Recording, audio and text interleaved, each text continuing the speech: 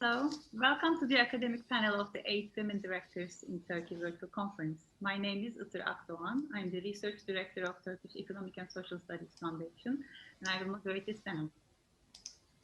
This afternoon in this panel, we will discuss future directions in research on gender diversity in corporate board and leadership. What we will discuss actually is how research with evidence and findings based on scientific analysis can feed decision makers in corporate governance in their policies for inclusion in boards and leadership. We will first discuss findings of academic research on gender diversity in corporate board and leadership, and what more inclusive boards mean for companies. And based on this discussion, we will then tell about the future research agenda and how research and corporate governance can be connected for a more inclusive and equitable future for corporate governance and leadership. We will have 2 rounds of questions, and then I will ask panelists your questions. So please feel free to submit your questions to the panelists. And then the team behind the scenes will send me your questions and I will address them to the panelists. For this panel, I have 3 distinguished panelists. They are all professors of finance joining us today from different universities in Europe, but they are more international than this. You can check their bios more in detail in the conference website. Then you will see that their education, their careers, their research, their cultural backgrounds, they are all very global. So what we will hear today comes from very high expertise, but also from a very global journey. So I'm really looking forward to hear from our panelists. I have Dr. Burçin Yurtoğlu from WHU Otto Beisheim School of Management from Germany. I have Dr. Renee Adams from Said Business School, University of Oxford from UK. And I have Dr. Daniel Ferreira. He's head of Department of Finance in London School of Economics. I welcome you all to the panel. Well, for the first round, as I said, we will discuss, I will ask the panelists to share with us the findings of their research on gender equality in corporate governance. And I will start with Mr. Yurtoğlu. Burçin Bey, your recent publication, actually together with Melsa Ararat, is about the relationship between female representation in boards and firm value and profitability in Turkey. You seem to collect data from a very large number of companies, listed companies, and also a rather long time covering 2011 and 2018. So you seem to find different kinds of relation, different findings for this relation. Can you please share us your findings? Okay, thank you very much, Itır. You have 7 minutes and I started now. Thank you. Okay. Thank you very much, Itır. It's great to be part of that panel, especially with Renee and Daniel, who have really done groundbreaking work in that area. As you mentioned, Melsa and I, we analyzed the gender diversity in Turkish boards, and we have come up with a couple of results. But before maybe explaining what they are, it's important to give a rough idea of the legal background or environmental background of gender diversity in Turkish boards. Here we have to go back to 2012, where corporate governance principles were introduced in their revised version, and they included a new principle of gender diversity for the first time in Turkey. So firms in 2012, by corporate governance principles, have been recommended to have sort of at least one woman director in their boards. And this has been introduced on a compliant explained basis, and that had almost no impact on how firms decided on their boards. In 2013, the Capital Market Board of Turkey revised the principles and recommended that firms should set a target percentage of not less than 25% of women on boards. And they should also announce a date to achieve that target. Okay. As of 2018, this is roughly where we started to do that project, only one company had set both the target and announced a date to achieve it. So also that has been largely ignored by Turkish companies. So after 2012, gender diversity on boards has very gradually increased from almost 12% of the board size to little less than 16% in 2019. And the ratio of women among the independent directors has gone up from almost 8% to 18%. And that demonstrates probably that the small increase in gender diversity in boards has been largely due to the appointment of independent women directors. Okay. So what do we do in that study with MELSA? I mean, as you said, we analyze in a usual regression framework. So we don't really have a quasi-experimental design. The relationship between firm value and profitability and various measures of gender diversity of corporate boards. And we obtained some results that I believe are interesting, at least from a Turkish perspective. So maybe first result would be if you look at the measures of gender diversity in boards, in Turkish boards, that are mandated or recommended by most legislations around the world, then you don't really get anything. So there is no relationship, there is no association between such measures and firm value and firm profitability. So it's zero relationships. However, you get something. I mean, you start to get some positive association between firm value and profitability if you look at that relationship from a more granular perspective. So if you, for example, take into account the identities of female directors in boards, then you get some interesting results. They are weak results, but still you get some statistical correlations. Namely, if female directors are members of controlling families, then we start to see a relationship, positive relationship between firm value and the presence of that type of female directors. On the other hand, you start to see a relationship between independent female directors and firm profitability. So identities or differentiating among existing identities of female directors matters. The second result that may be interesting is related to the roles of female directors in boards.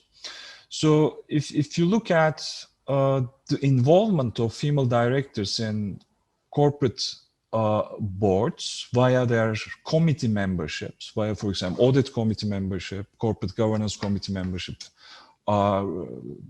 risk committee membership, and so on, we find two things. First of all, board memberships predict firm value and profitability. Again, weak relationship, but statistically there. And secondly, that relationship starts to get stronger as the number of female directors in these committees starts to increase. So we find something like similar to a critical threshold story, which might indicate that for female directors to make a difference, they should be in larger numbers and not simply present as tokens maybe in these committees. And then there are a couple of other results. So if you maybe ask whether the presence of female directors has a relationship between different types of firm behavior, then we find, for example, that the presence of female board members decreases the probability that a qualified or adverse audit opinion will be issued. And that type of association is stronger when female board members are assuming more active roles in board committees. We also study and find evidence, even albeit with a smaller statistical significance, that firms with a high degree of female representation on boards have a smaller probability of non-compliance with regulations and violations of securities law. Okay? And also, we see some relationship between the presence of female directors on boards and stock price crash risk. And stock price crash risk has been traditionally interpreted as a measure of boards hoarding bad news. So maybe that results might indicate that female directors deal more effectively with information. There are a couple of other results. I mean, I think the next one is quite interesting.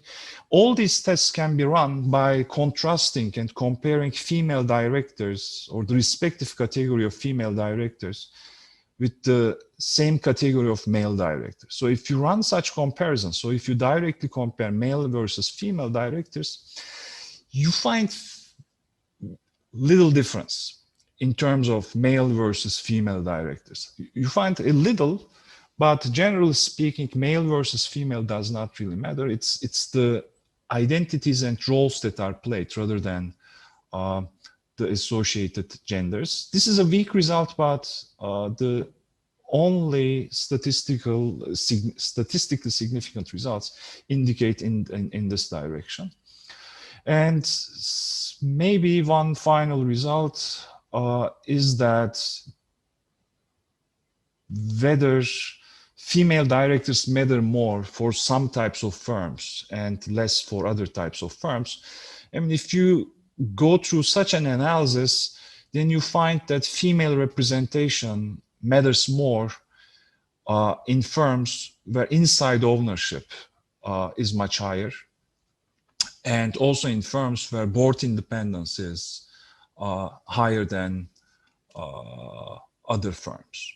So that's, in a nutshell, what we have found with Melsa Ararat from Sabancı University in that paper. So overall, to sum up, there are a couple of differences that female directors might make. You would see these differences if you really take a granular perspective and go into the board committees. Otherwise, it's very hard to see them. And overall, I need to mention that there are little differences across male versus female directors if you explicitly control for that. And the economic significance of these results are not overwhelmingly large. But overall, female directors seem to make small and significant difference.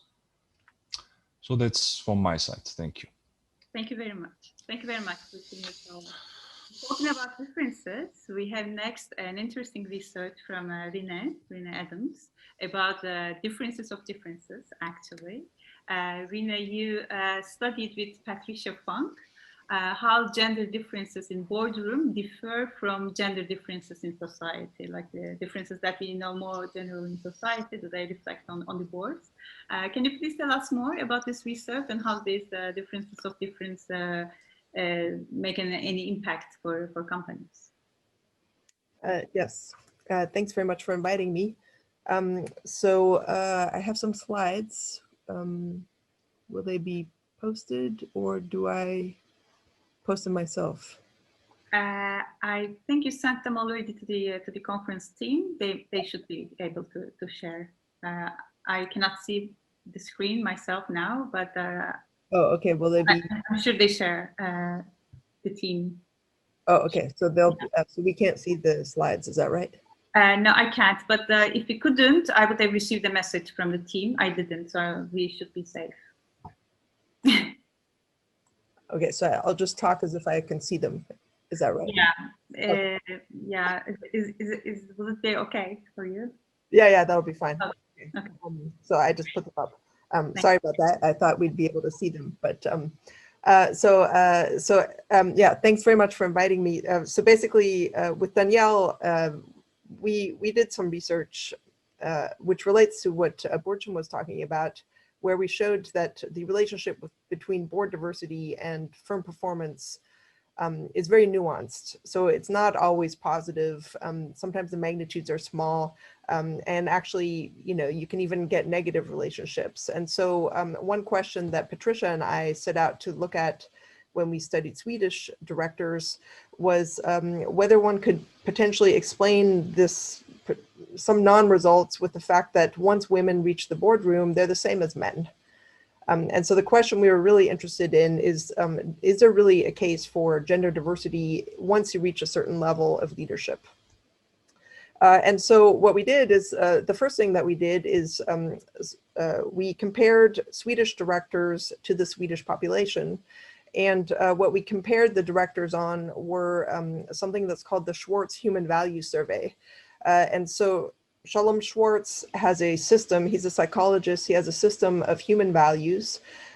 So there's 10 human values, and we surveyed directors on these human values. And then we also had the same human values for the Swedish population. And so what we could do is we could compare the Swedish directors to the Swedish population. And the first thing that we found was that directors are very different from the population. And so that's probably not very surprising, but so the men are very different from the men in the population. The female directors are very different from the women in the population. But what's interesting is that, you know, the differences were in some sense partly unexpected. And as a result of these somewhat unexpected differences, what we observe is that once men and women reach the boardroom, there are actually very big differences between their characteristics. And so what that means is that there actually could be a role for gender diversity beyond the glass ceiling. So they're not the same. Men and women in boards are not the same, but also some of the difference are unexpected. And so sort of an implication of our research is that one has to be careful about stereotyping women in particular, and sort of predicting in which way one thinks women will behave once they reach the boardroom.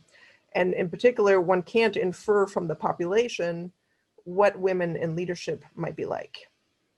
Okay, so I want to illustrate this. So I'm assuming that that the slides are up. So basically, also with Melsa Ararat, Burçin's co-author, we did the exact same thing that we did for Sweden for Turkey.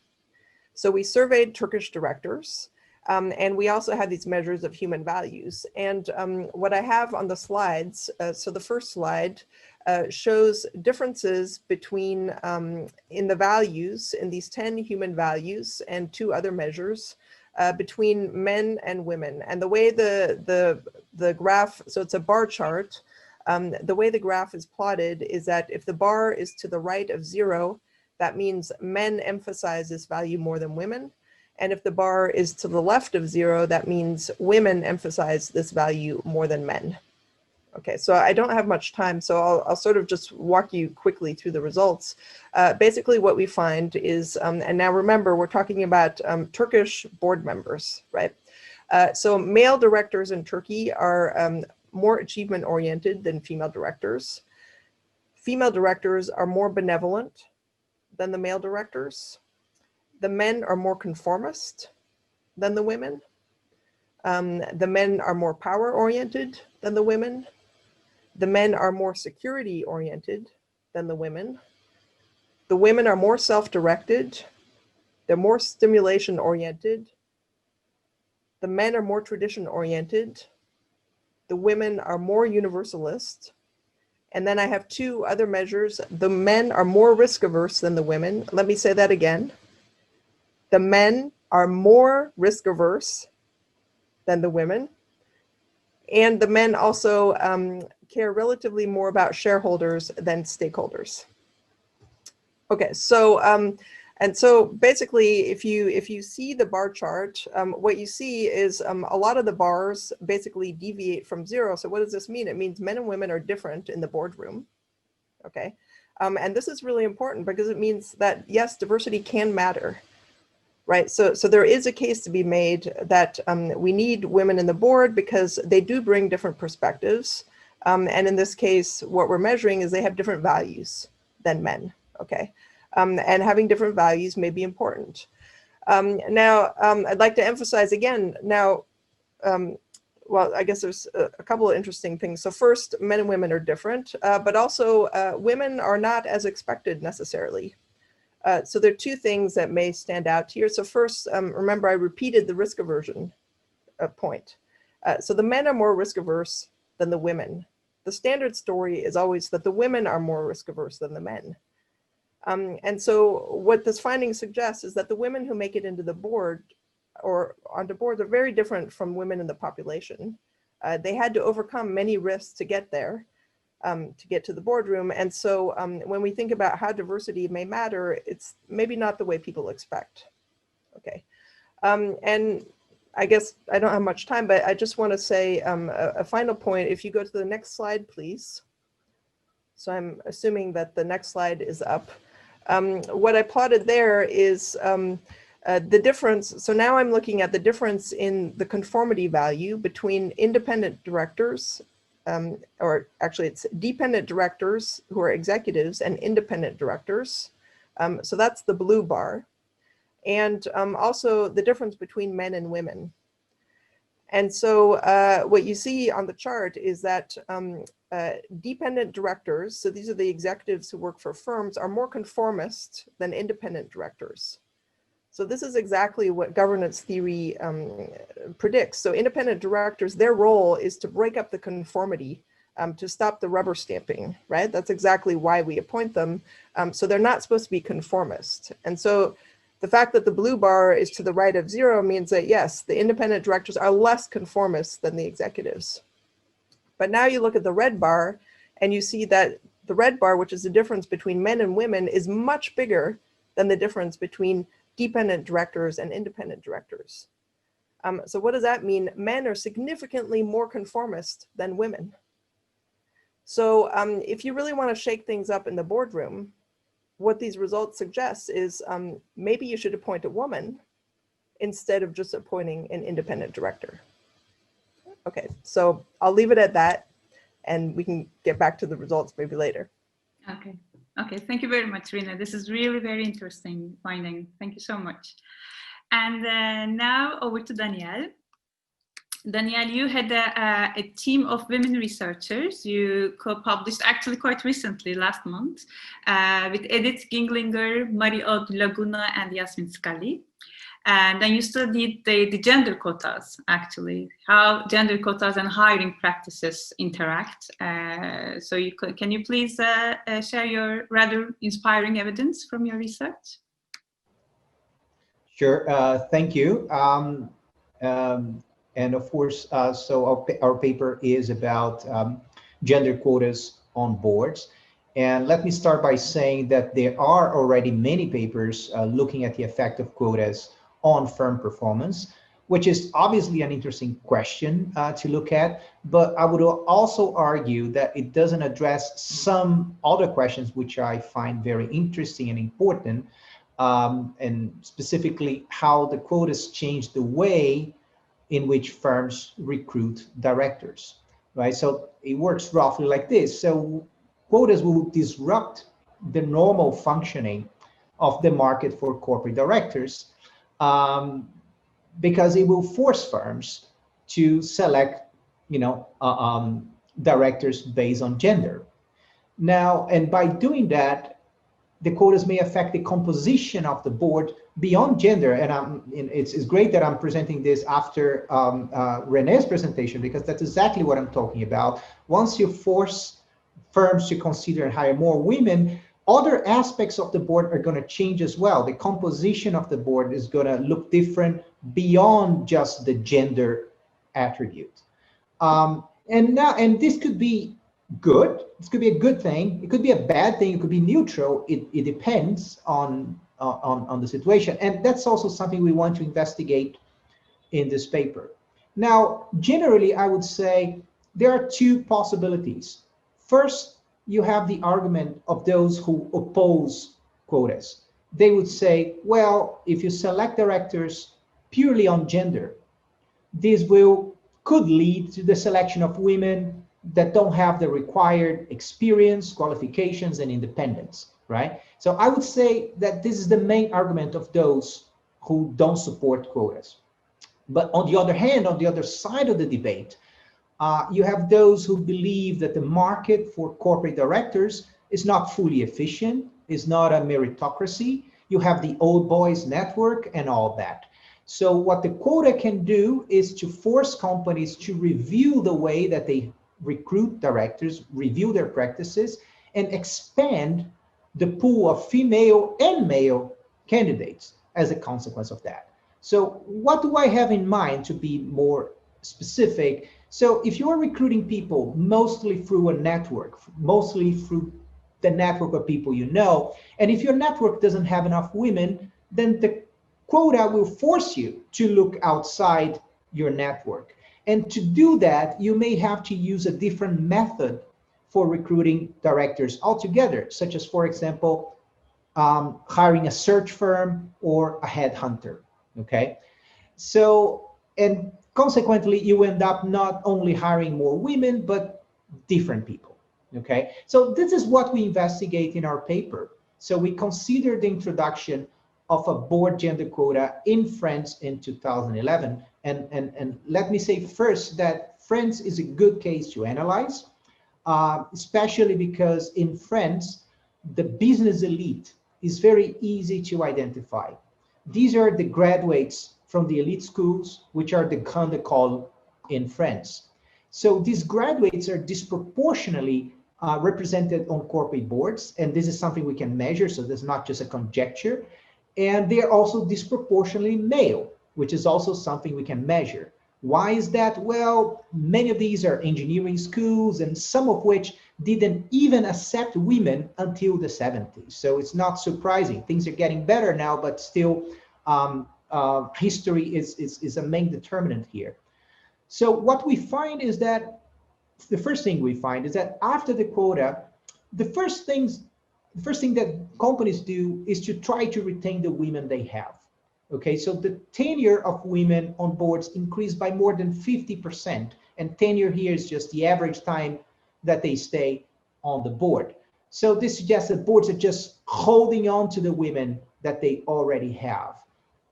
This indicates that firms find it costly to change their recruitment methods so much that they actually try to retain the ones they have for longer and significantly longer.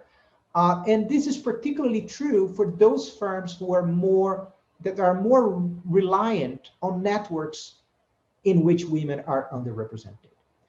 And I guess we also find, perhaps less surprisingly, that there's an increase in the number of women recruited and also a decrease in the number of men. So it's not just that the firms are just holding on to the women they have, but they are also hiring outside their network as well. So then we turn to the question of how director characteristics change after the quota. So we start by showing that before the quota, there are significant gender gaps in many director characteristics in France.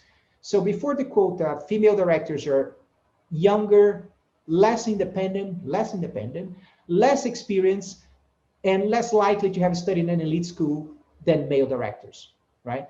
What we see that after the quota, all of these gaps have changed to the better, okay? So the gaps have either narrowed or remained unchanged. So we find that overall, boards become more independent.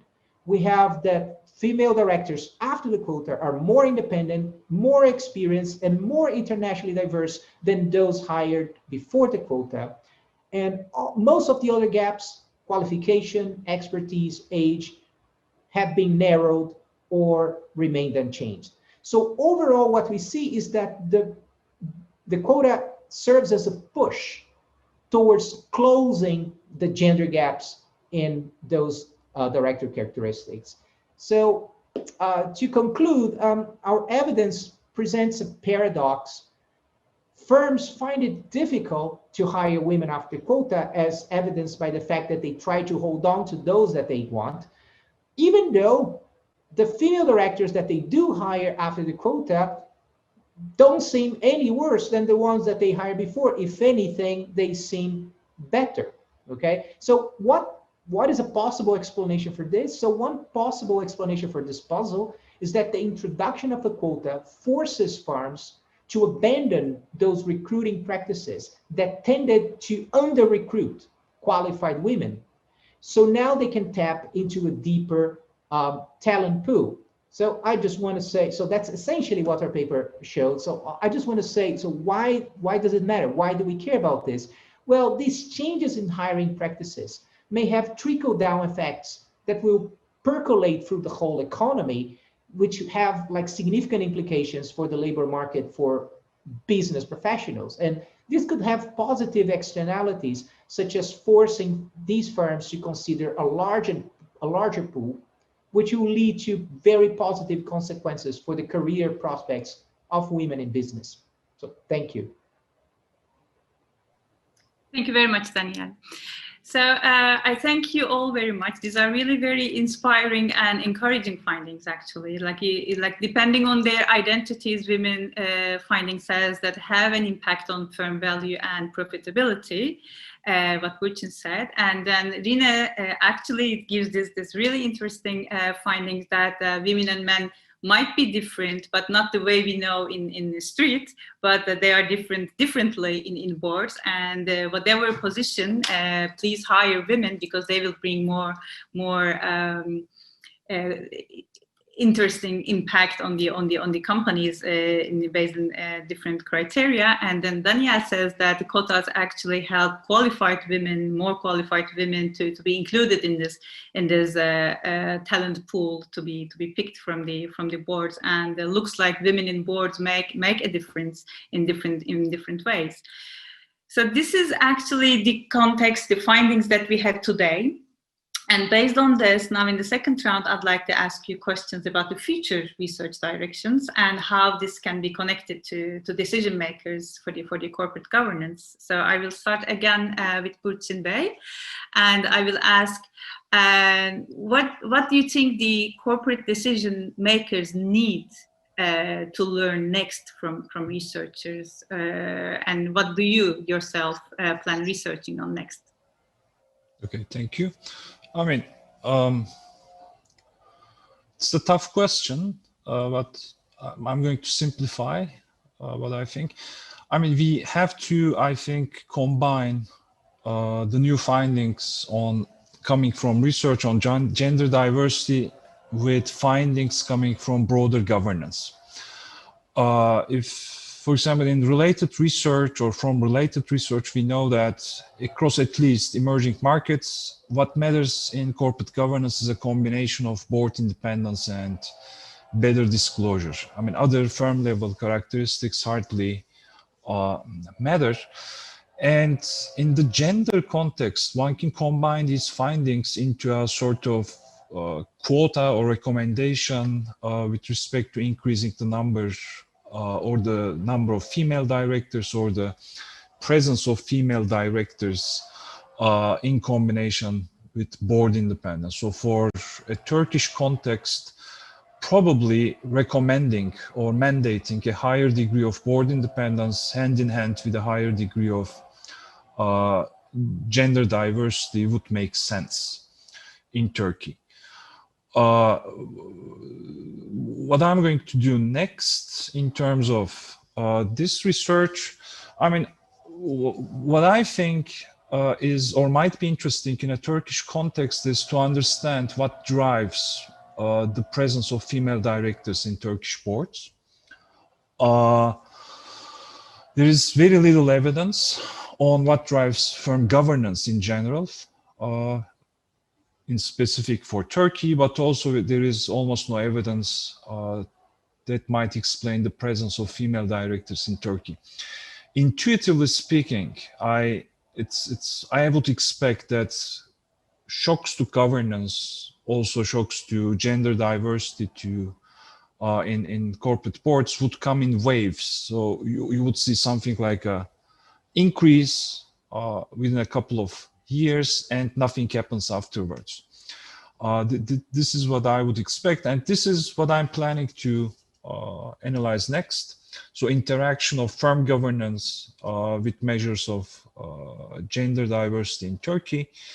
One could then be in better shape to answer questions like, I mean, do firms, for example, with better governance have a higher degree of female presence? Would female directors matter more in firms with better or worse governance? And if so, what would drive these differences? I mean, I don't know anything on these issues, and there is also not much evidence coming from other emerging markets on that. So that's what I'm planning to do next. Thank you. Thank you very much. And now over to Renee. Renee, you actually have a huge experience of connecting different actors generally in decision making. So I want to ask you actually how you think in general research should be connected to decision makers in corporate governance world, and how you yourself plan to connect your research with decision makers for gender diversity. Yeah, like Burçin said, difficult question, right? So I think academics always struggle to connect their research to people making decisions in the real world, right? There's always a bit of a disconnect. And I think diversity is especially interesting. Problem is especially interesting in the diversity context because it's a very sensitive subject. And also there's a lot of ideology involved. And so, you know, it's very difficult to sort of, you know, to broach the subject and have people have honest discussions about this, right? And where people don't feel like they're being criticized if you say, well, maybe you should do things this way, or one important you know, Danielle mentioned the quotas, right? So it's also sort of interesting. If you look at quota documents, you see that not many of the proposals, policy proposals in the space actually mention academic research, which is quite frustrating, right? So what can we do, right? And so I guess several things, right? We come to places like this, we present our work, and we hope that we can touch people and that people will listen. But also, you know, going forward, I'm trying to work more on sort of more practical aspects. So what can we do practically? If you say, well, diversity adds value, is it just, you know, appointing women, or does one need to do more? And I think that brings us a bit into the space of thinking about workplace practices. And so that's where my future research is going to go. I'm going to work a bit more on sort of internal firm processes and try to develop sort of a set of best practices that could then be used to say, well, this is how you can translate the research into action. Of course, this is very ambitious because getting the data to be able to do this is not easy, but that's sort of the hope. Thank you very much. Thank you. Yeah, it is not easy, but it is highly needed. Like, yeah. So good luck with your work. Now, finally, to Danielle, my question to you is how you think researchers in gender unequal countries should design their research for more inclusive boards. Okay, so I think that the most important thing is to move away from trying to make a business case for women on boards or in business overall. So I think that those who support policy initiatives like quotas and other things, they often make a business case for women on boards, and this business case can take many shapes or forms, but it usually amounts to showing that some women on boards are positively related to firm value or profits, you know, and you cite different papers, including sometimes, you know, my papers with Renee and sometimes other papers. But I think I'm skeptical about of this strategy. And don't get me wrong, I think that from an academic perspective, it is interesting to consider the effect of gender diversity on firm performance. You know, I've done that and other people have done that. This is perfectly fine. But I don't think that these academic interests should be conflated with policy. I think that this reliance on a business case can easily backfire. So, because, you know, if you make a case, a business case for women on boards on the basis of any kind of evidence linking women to profits, then logically you have to accept the conclusion that there is a business case against women should the evidence show it the other way around, should the evidence show that women reduce profits. And honestly, I don't think that's the discussion we want to have, right? So I think that's not the direction that I would like to see this going. So, and also my reading of the overall research on this topic doesn't really support the business case, but it doesn't provide a case against the quotas either, right? So, but I don't think this is a problem. I think that when we're discussing policies that promote women in business, it is better to focus on the potential benefits to society that will go far beyond the narrow measures of profitability. So coming back to the main question, right? So my advice to researchers, especially those in gender unequal countries, is to try to come up with a research agenda to make a positive case for more research on the reasons why there are few women on boards in the first place. So that will be my first goal. And this is what Renee, my friend and colleague, also called the barriers to boardrooms, right? So what are the reasons why women find barriers to get on boards? Okay, so I think this type of research naturally forces us to think about the frictions that can actually be corrected by the interventions. So to conclude, I think researchers, especially in more gender unequal countries, they should focus on questions such as the labor market for directors, the recruitment practices, the determinants of labor force participation, the government policies related, for example, to childcare, but also on issues such as the functioning of labor markets in general, and also the sources of explicit and implicit discrimination, which may also be a problem here, right? And when thinking about the metric, thinking about the goal, consider the benefits to society as a whole and not just to business. Okay, thank you very much, Daniel. I have a note from the team. If you excuse me, I have to read it in a second.